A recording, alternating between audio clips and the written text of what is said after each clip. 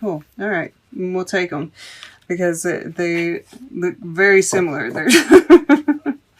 And we have Cindy Sherman at the bottom of the deck. And once again, I'm getting kind of like, triggers, seeing all this purple. So Rem Koolhaas is one of the very few architects in these decks, and I always see them as, kind of like a manifestation energy, which we see in this magician being in the future. And this guy is that Scorpio, that death energy, right? So breathing is secondary. Don't forget to think. A good manifesto is foremost. Legible. Reconsider your concept of small versus big. And then Damien Hirst. Art and science are for confronting mortality. Postpone death. Preserve it in formaldehyde. Encrust it in diamonds. Talk to your local pharmacist. So especially with these two together, I'm getting...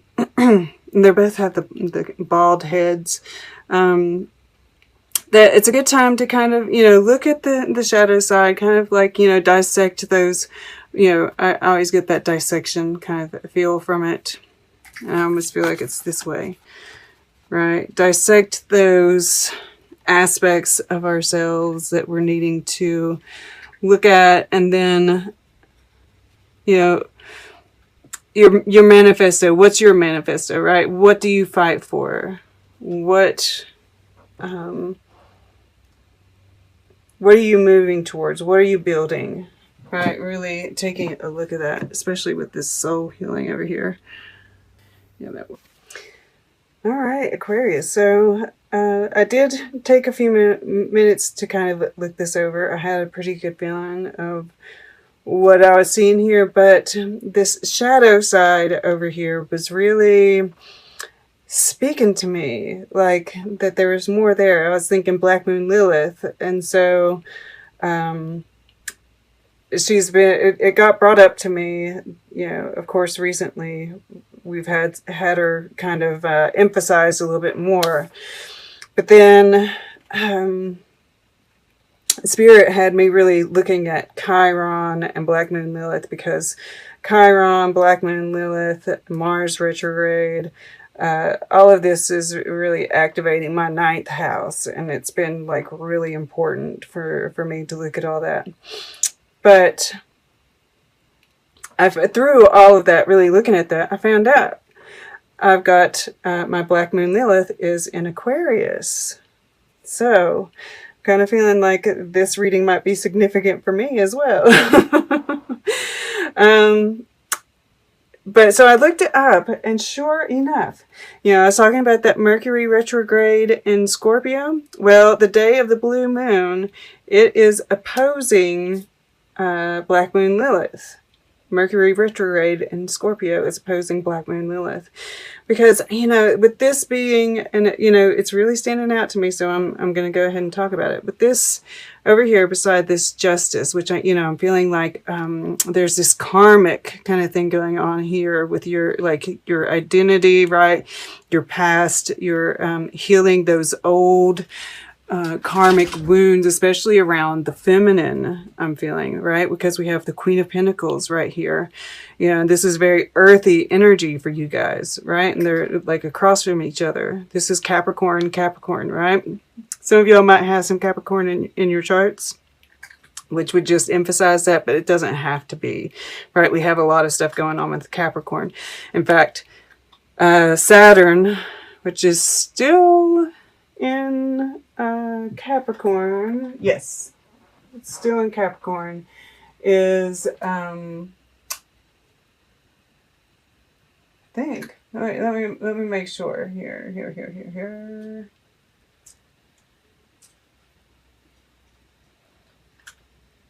Yeah, okay, it's still in Capricorn, is squaring that Black Moon Lilith as well. So it's really, it's coming out in here because it's in the emotions, right? It's in our relation. It's touching this Two of Cups. It's touching this justice. And I feel like this is kind of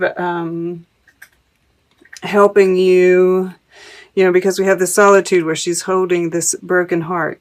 You're really exploring your relationships, right? How maybe you've compromised yourself in those relationships, or you've felt ridiculed because of those relationships, right? Judged. It can come out in so many different ways, but I think you're really exploring that during this time period. And I think you're coming to terms with it, right? Because we have the Knight of Pentacles above it with the Magician beside it, Justice here, right? You're really and there's a sensuality that's there. And it's kind of like owning it instead of, being, beating yourself up because of it, that kind of thing, right? Because, so we'll go back to the beginning here. This Ten of Cups sitting here, what I'm really getting from it, especially with this Eight of Swords here, and even, this Eight of Swords combined with the Queen of Pentacles, well, the whole thing, really, who am I kidding? All of it, is, because you go, especially, and I just thought about this, you're going from the Ten of Cups to studying the Nine of Cups again. In solitude, right? Maybe you've had a relationship in the past, a marriage or a very, strong commitment, or just, this has to do with your own upbringing, but just that the conventionality of it, right? You're just, and I'm looking at this, and this one cup is kind of moving up, right? It's like you're pushing it out. You're pushing it out. You're like, this cup is not what I want anymore. I've never seen that before. So I feel like this whole part, and we have this soul healing is a 35 breaks down to an 8, and we have it touching this 8 as well. So I feel like you're kind of, you're blocking off family even, right? It's like, I feel like because we also have the solitude here, I feel like you're really kind of blocking out all the noise and exploring your inner world, exploring what makes you feel stable. And I do feel like you're feeling stable. You're very connected with Earth, but you're exploring that too. What makes you feel, because this house is here. And underneath that is the cat, which it has to do with self-ownership, right? We have this self-mastery. Look at that. And underneath that is Mother Earth. So, yeah, I mean, you're really kind of that stability, that connection with Earth even. I really feel a strong connection with Earth, because here she's barefoot, right? Touching the ground, which might be important for you to do as well during this time, right? To kind of, because, you're probably getting downloads. We do have this soul healing card sitting beside it, which is activating your third eye, your crown chakra, all of that, which is really important, right? And we even have it sitting over top of each other like that, right? The crown and the soul, the Earth Star chakra, which is, that earth to sky. Yeah. I'm looking at her crown here too. I'm just getting this, and the green, the heart chakra. You're really healing through all of this. But I feel like by isolating yourself to a certain extent, it's actually going to be very helpful to you. So, and this is more that first week too. I feel like you're, which you might be isolating. No, here actually I feel like you're kind of getting out a little bit more, being enjoying nature here. Okay, we'll get to it though. So we have Janet Frame, Belonging, and the Two of Cups. And, you know, I do feel like there's some kind, you know, even like here we have this like light shining out from these. It's like these 2 cups clink. You know, you might meet somebody that like, you know, you click and it kind of triggers a lot of issues, right? Because I just am drawn to that eel there. And it kind of like, it triggers everything that happens. Because here you're just, I feel like you're alone, you're confident, you're, you know, blocking everything out. And then something happens. There's a meeting of minds. And this doesn't have to be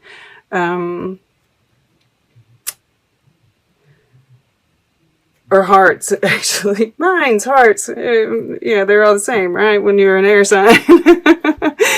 Right? Because we have this justice card. There's this balance. There's this attraction, right? This 9 of Cups is sitting above it as well, which further tells me, you know, this is, but it doesn't have to be a love interest. This can just be a soul family, right? A soulmate of some sort, somebody, and you know that, but I mean, it very well could be, because we do have this shadow side. Take what resonates, right? Okay, so this kind of, I feel like this triggers this, and it's funny, we even have her kind of like, you know, she's looking over here, she's got her head tilted, right? There's like this study of, you know, what makes me happy? What makes me happy? What, and once again, this sustainability, and she's wearing green again. And yeah, there's a celebrate, you know, that's what I feel like, you feel good, and it's almost like, you know, there's this fear of getting your heart broken again. Right? We've all had it. And so that kind of sends you into this study. This study of yourself, of what makes you happy.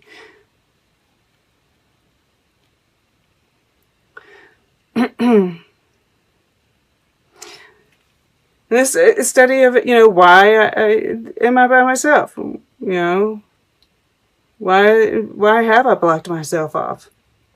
Right? There's a lot of, and this is conscious, and it's also going on subconsciously, right? And I feel like this is, you know, bringing that Black Moon Lilith, that shadow feminine, to justice, right? I mean, we see, you know, this imagery here is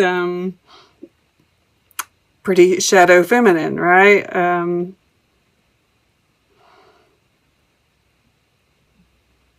So yeah, I mean, like, it's breaking a lot of those karmic cycles, which I've seen a lot of. This definitely has to do with the shadow feminine, which is making me feel more like this connection is a romantic connection. Come here, Miss Zena. My nephew named her. It was her cat, and he was going to college and couldn't keep her, so I took her. And oh, he says he didn't know it, but you know, I love that she's the warrior princess. Xena. All right. So yeah, I mean, I'm really getting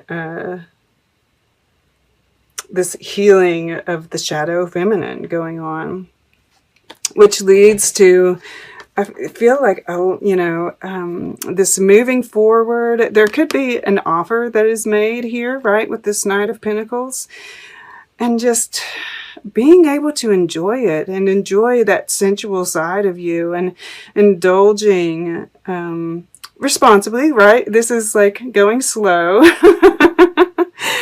moving forward slowly. But, you know, there's a lot of sexual presence with this stag here in the background as well. I'm getting a very sensual stuff going on here. But there's integrity in it, right? It's moving along your soul path. Very good. And yeah, that's, I mean, like, sorry about that. A cat came along and knocked over the camera. So, yeah, I was also saying that I felt like this was moving forward with a project, right, that you've been working on. And it's, you know, this is also about, you know, material wealth and that sort of thing. And you might need to look at that too, right, as well. A lot of what keeps us from feeling abundant, right, has to do with things that we've learned, karmic cycles that we need to break, thought patterns that we have, etc. And yeah, so I feel like this is moving towards abundance as well. This project is promising some material return. And then we have the Magician in the future. And I'm seeing, you know, definitely, you know, that you're moving towards this very balanced way of being that naturally brings in abundance, right? Learning how to manifest the life that you want. But also that mastery of the self. You know, the Magician is about the one, right? The individual. Which is what, you know, it causes us to be able to, when we can really truly love ourselves and be with ourselves and pay attention, right? Being self-aware, all of those things, all the self-words, that is what helps us to manifest, to be aware enough to do so. So yeah, cool. All right, let's get a piece of art for you. Then we'll take a look. That was a cat. The cats are going crazy. We'll get closing guidance, and then we'll take a look at the underlying energies all together. See what kind of story they're telling. All right, for Aquarius, I'm wanting to go over in here. Okay, to the left. Somebody else got this. This drives me crazy. And I'm getting a lot of repeats in here. And it's kind of driving me a little bit crazy. I mean, like in a good way. So what I've been seeing here is like, you know, and these are two, you know, it's like they're separate worlds. That, you know, it's like they're similar. Yeah. And then so they're repeating. It's like this counterpart kind of situation. But also, you know, the different paths that we can take, you know, there's choice in all of this. And then also jumping timelines, right? I mean, we just see the same scene, you know, but in a different even country, time. So we get people on this road, people over here, people here with cattle, people here with cattle, another group over here on a different road, trees, water, house. So yeah, I mean, it's like different, yet the same. So yeah, it's interesting. Very interesting. Okay, where are we going for? I'm drawn to the wisdom of the oracle. Let's take a look at what they have to say for you, Aquarius. closing guidance for Aquarius. Oops. October 26th through November 8th. Closing messages, closing guidance for Aquarius. Okay, 2 cards, please. One more for Aquarius, please. There we go. Fork in the road. Isn't that interesting? What were we just saying? All right. Peace. And co-create in reverse. Okay, interesting. I'm going to put this one right here. We've got a 23 breaking down to a 5 and a 4. Okay. So these have special messages for the reversed positions called protection messages. We're going to turn it upright while I read it.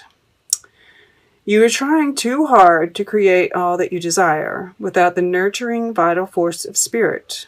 Perhaps you are in a creative slump, suffering writer's block, facing a monumental task, but unable to decide on your first step, so you just avoid doing anything. Does the word overwhelmed apply to you right now? Why do you think it all has to come down to you? Inspiration means the drawing in of divine guidance. You must tap into spirit, not simply yourself. Ask spirit for inspiration. 2 minds are greater than one, so co-create with your divine partner. Reclaim your partnership with spirit. Inspiration will flow through you as soon as you get out of your own way. Interesting. That 8 of Swords there in your mind. Writer's block.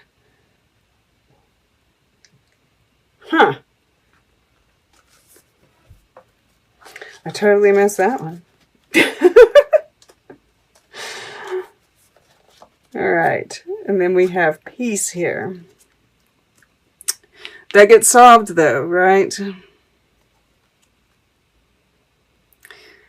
Freedom from attachment, radical acceptance. It doesn't get any better than this. A quiet mind, a heart fulfilled, freedom from want, and the soul's satisfaction. The way to peace is through radical acceptance. Everything in your world is exactly as it should be. Harmony is beautiful. Enjoy it. I feel like that was kind of a confirmation for me. It was like, no, you weren't totally wrong.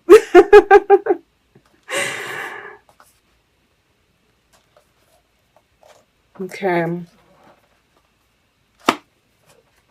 I feel like I want to read the rest of them for that one. Yeah, I was getting ready not to, but I feel like because I saw relationship and